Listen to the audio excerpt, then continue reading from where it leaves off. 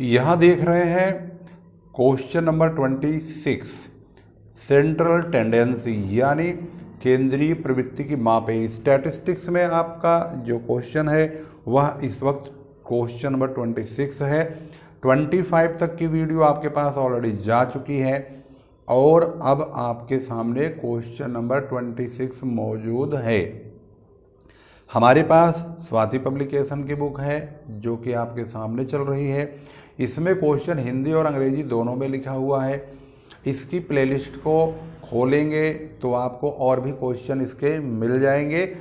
अगर आप इसी चैप्टर के पीछे के तमाम वीडियोज के बारे में जानना चाहेंगे तो वह आपके इसके डिस्क्रिप्शन में पार्ट 1, 2, 3, 4 इस प्रकार से दिए हुए हैं, वहाँ से आप ले सकते हैं। अब शुरू करते हैं क्वेश्चन नंबर 26 जो कि बिल्कुल अलग से दिया हुआ है, बिल्कुल डिफरेंट क्वेश्चन है। तो यहाँ देखेंगे तो लिखा है the arithmetic mean height of 50 students of A college is 5'8" यानी 5 फुट 8 इंच से बोलेंगे। The height of 30 of these is given in the frequency distribution below. Find the arithmetic mean height of the remaining 20 students. यहाँ पर 20 students का average height मांगा गया है जबकि 30 स्टूडेंट्स की हाइट दी हुई है। अब हाइट कैसे दिया है? 5 फुट 4 इंच, 5 फुट 6 इंच। इसका मतलब ये होता है कि 1 फुट में 12 इंच होता है, तो 12 की मल्टीप्लाई 5 में करेंगे, 12 पंजे 60 और 4 इंच और जोड़ दिया जाए तो 64। इसका मतलब 64 इंच हो गया। ऐसे ही इसको 12 पंजे 60, 6 66, 12 पंजे 60 और 8 68। ऐसे ही 12 पंजे 60, 10 70, 12 छंग 72। और जो इसकी फ्रीक्वेंसी दी हुई है ये ऐसे ही रहेगी। अब हमने आपको इसको बता दिया है, ये जो नंबर दिया हुआ है यहाँ पर ये 30 विद्यार्थियों के बारे में दिया गया है। बाकी जो 20 विद्यार्थी हैं उनका जो मीन है वो हमें निकालने के लिए कहा गया है।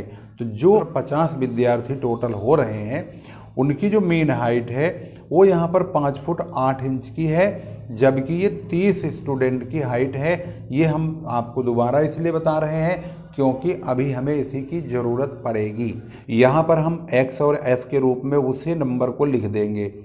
उसके बाद उसकी फ्रीक्वेंसी लिखेंगे, उन दोनों की आपस में मल्टीप्लाई करके fx बनाएंगे जो कि f का टोटल 30 स्टूडेंट्स का निकल के यहाँ पर आएगा और जो हमारा fx का टोटल है वो 2024 है, यानी जो 30 बच्चों की हाइट है वो 2024 इंच की आएगी। जबकि 50 बच्चों की हाइट अगर देखा जाए तो 68 से मल्टीप्लाई करेंगे, जो वहाँ पर 5 फुट 8 इंच लिखा हुआ है।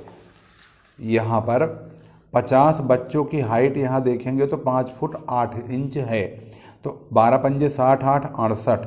अगर हम 50 बच्चों को 68 से मल्टीप्लाई करेंगे तो इनकी जो हाइट आएगी वो 34 इंच की आ जाएगी, यानी 34 इंच।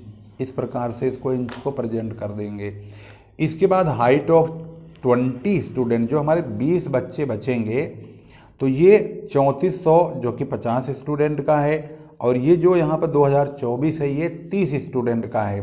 50 स्टूडेंट में से 30 स्टूडेंट की हाइट को अगर माइनस करेंगे तो ये जो 1376 इंच की हाइट आएगी वह 20 स्टूडेंट की आ जाएगी। तो 20 स्टूडेंट से हम इसे डिवाइड कर देंगे तो 68.8 यानी 68.8 इंच का एवरेज आएगा, जो कि अगर हम इसे 12 से डिवाइड करते हैं, 12 पंजे 60, तो इसका मतलब 5 फुट 8.8 इंच आएगा। तो इसका सही जवाब ये हो चुका है। अब हम देखते हैं क्वेश्चन नंबर 27 के बारे में आप देखेंगे तो यह भी यूनिक क्वेश्चन ही चल रहा है। यहाँ पर कहता है कि average rainfall for the year excluding जुलाई।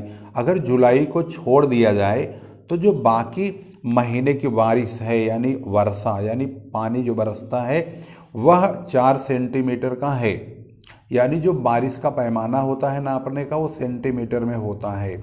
यह बात भी यहाँ पर समझ में आ चुकी है।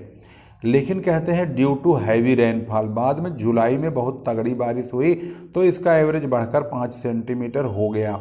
How much rainfall was there in on July, जुलाई में कितनी बारिश हुई, तो इसका मतलब ये हुआ कि 12 महीने की जो बारिश है वो 5 सेंटीमीटर है और 11 महीने की बारिश 4 सेंटीमीटर है। तो 12 महीने की बारिश में से 11 महीने की टोटल बारिश माइनस कर देंगे तो इसका सॉल्यूशन इस प्रकार से होगा। टोटल रेन इन 12 मंथ, 12 पंजे 60 सेंटीमीटर, और टोटल रेन इन 11 मंथ करेंगे तो 11 इंटू 4 यानी 44 सेंटीमीटर। और टोटल रेन इन जुलाई, जुलाई में कितनी होगी, 60 में से 44 माइनस कर देंगे, 16 सेंटीमीटर की बारिश जो है जुलाई में नोटिस की गई है। ऐसे ही अगले क्वेश्चन में बोला गया, इसका एक पार्ट और है, औसत वर्षा जो कि रविवार को अगर छोड़ दिया जाए, जो हिंदी में अगर पढ़ेंगे तो वो 4.2 सेंटीमीटर की बारिश होती है, यानी हफ्ते में 7 दिन होते हैं। 7 दिन में अगर संडे को हटा दिया जाए तो 6 दिन की जो पानी की बारिश होती है, बरसात होती है, वो 4.2 सेंटीमीटर है।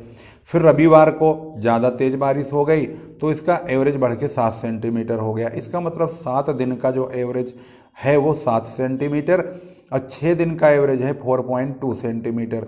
तो हम 6 से 4.2 की मल्टीप्लाई करेंगे और 7 से 7 की मल्टीप्लाई करेंगे, तो 6 दिन को हम 7 दिन की बारिश में से माइनस कर देंगे, यानी इसका सॉल्यूशन कुछ इस प्रकार होगा। टोटल रेन इन 7 डेज, 7 इंटू 7 49 सेंटीमीटर, और टोटल रेन इन 6 डेज तो 6 इंटू 4.2 इक्वल टू 25.2 सेंटीमीटर। अब total rain on Sunday, Sunday कितनी की बारिश होगी, 49 में से 25.2 को घटा देंगे, 23.8 सेंटीमीटर की बारिश होगी।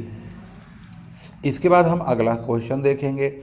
एक विक्रेता की एक वर्ष में 11 माह की जो औसत बिक्री है वो 12,000 रुपये है, परंतु अंतिम महीने में बीमारी के कारण पूरे वर्ष के लिए औसत मासिक बिक्री घटकर 11,375 हो गई। उसकी अंतिम माह की बिक्री क्या है, इसका मतलब ये है कि 12 महीने की बिक्री तो ये है और 11 महीने की बिक्री ये है। तो हम इसे 11 से मल्टीप्लाई करेंगे और इसको 12 से, तो 12 महीने की सेल में से 11 मंथ की सेल को माइनस करेंगे तो 12 मंथ वाली सेल यानी 12वें महीने की सेल का पता चल जाएगा। टोटल सेल इन 12 मंथ यानी 12 से मल्टीप्लाई किया तो 1,36,500 आ गया, और टोटल रेन इन 11 मंथ 11 से मल्टीप्लाई किया तो ये हो गया 11 इंटू 12,000 तो 1,32,000।